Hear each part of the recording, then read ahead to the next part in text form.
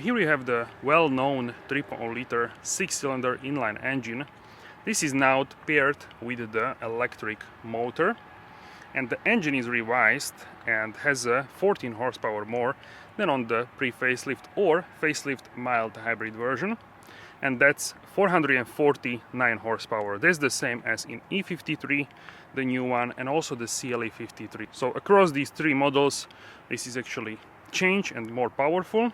So that is also a nice thing to have, of course. And 100 kilowatts is actually the power from the hybrid electric motor, hybrid side of the car. So together this is 544 horsepower of system output and 750 newton meters of system torque.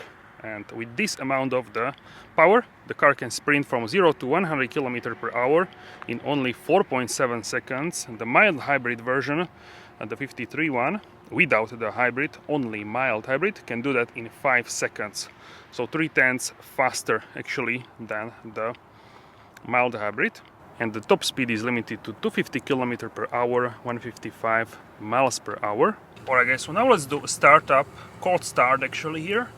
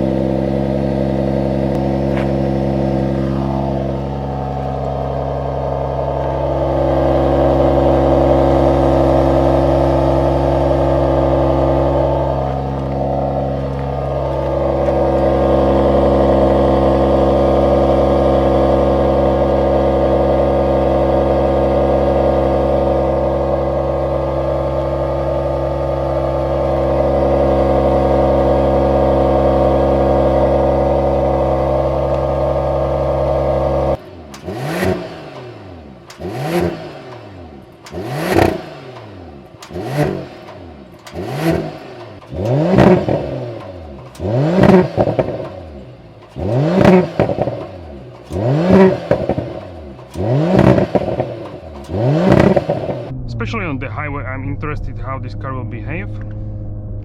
We'll try in many modes, in comfort modes, in terms of suspension, sport, and also sport plus. Here there are some constructions. New stuff is growing. That's actually very good. So yeah, let's go.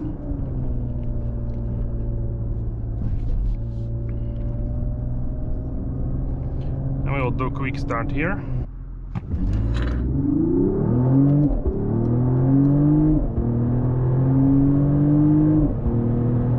What I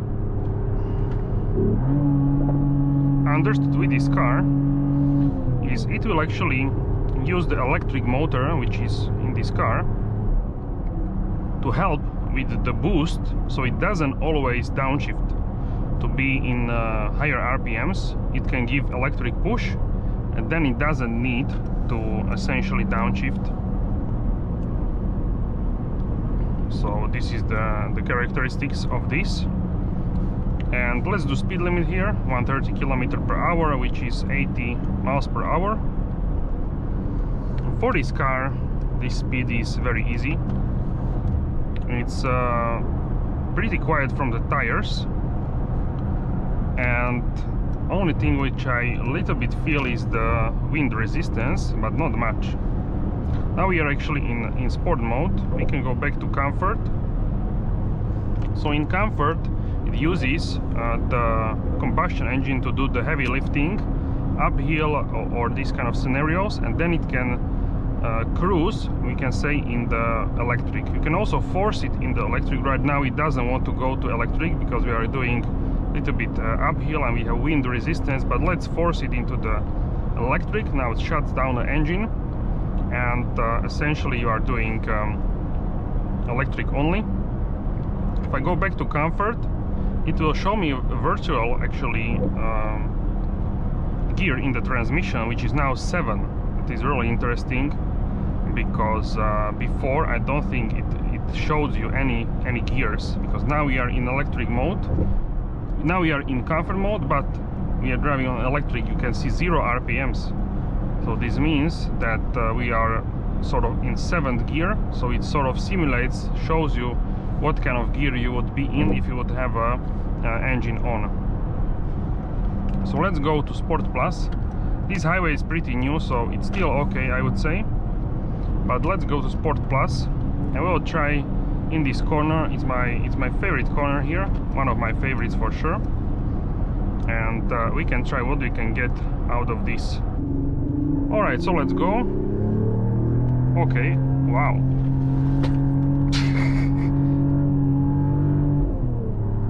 Wow, this is really solid.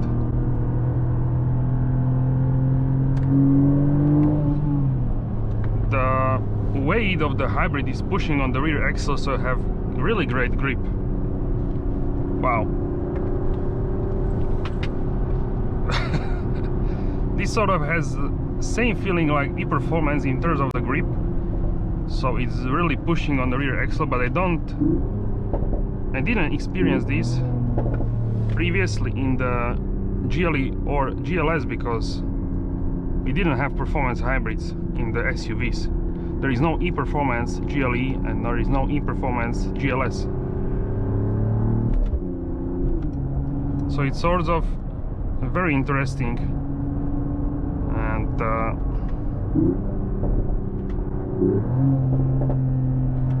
the sound is louder than on the new E53 for sure, for those who are wondering.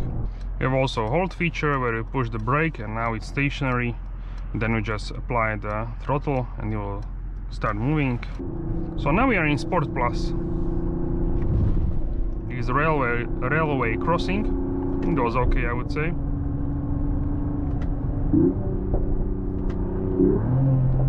When you heat up the exhaust, the powertrain, then the sounds are, I would say, much louder, and it even pops louder.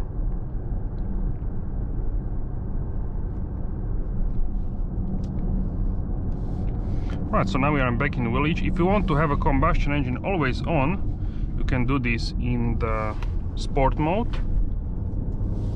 Some cars in slippery mode actually are using always the engine, but not this one.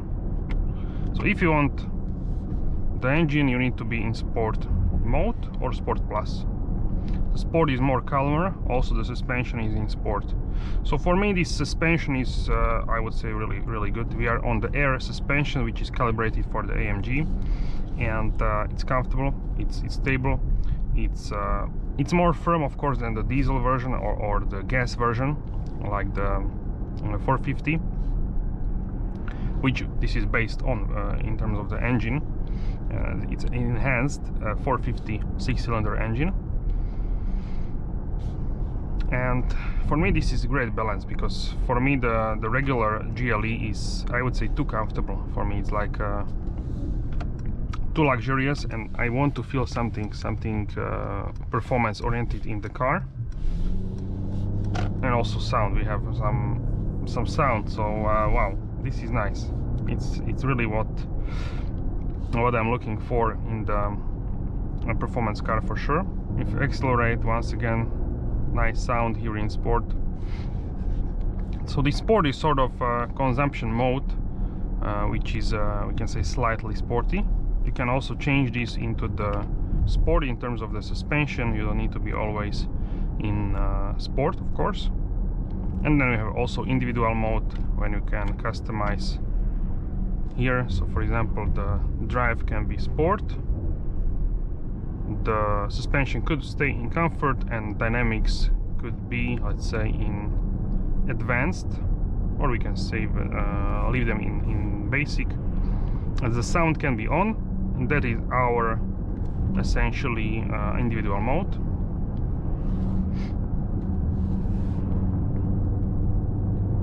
If you have a hybrid, if you have a comfort mode and you discharge completely the battery, then it works like a plug-in hybrid. So essentially it will use the engine and then it will coast, but for shorter period of times, like for few meters, few 100, like 200 meters, depending where you are driving. Downhill, downhill, usually uphill, it will turn on the engine.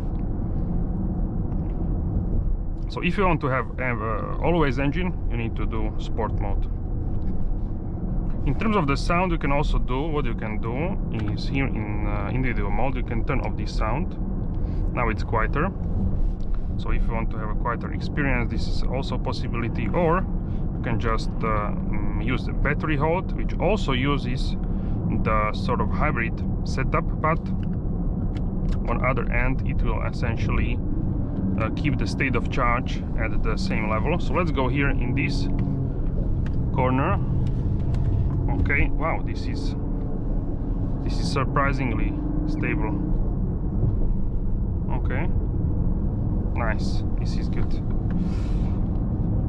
I often go on this bridge and it's, wow, it's very good here. This is SUV. It's not this is not a low car, it's SUV. So considering these things, I think it's a really great result for this car for sure. And you really feel nice and stable. In terms of the mild hybrid, this feels of course a little bit heavier, but it's not as noticeable as I would think. So sometimes with the braking, but brakes are really good here as well. 6 pistons and huge caliper, huge brake discs, calipers as well. So yeah, it's a little bit noticeable, but not much. And on the acceleration, I can feel more push, more boost, so it feels faster on the acceleration. So it really is a very good product, interesting for sure, and many people will get this, I think, in places where there is a big benefit with the tax.